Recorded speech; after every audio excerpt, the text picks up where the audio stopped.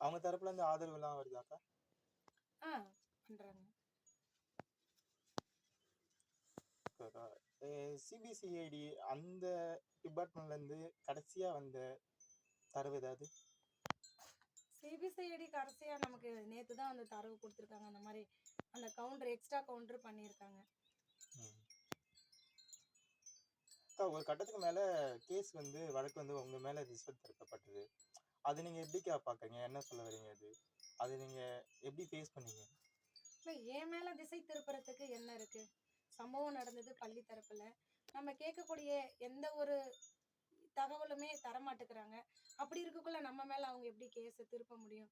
எப்படிதான் போலீஸ்கள் வந்து அவங்க பக்கம் சப்போர்ட் பண்ணாலும், அவங்களுக்கு மனசாட்சின்னு ஒண்ணு இருக்குல்ல. உண்மை என்ன நடந்தது அப்படிங்கிறது போலீஸுக்கும், புலனாய்வுத்துறை எல்லாருக்கும் தெரியும்ல. தெரிஞ்சுக்கிட்டே நம்ம மேல திசை திருப்புறதுக்கு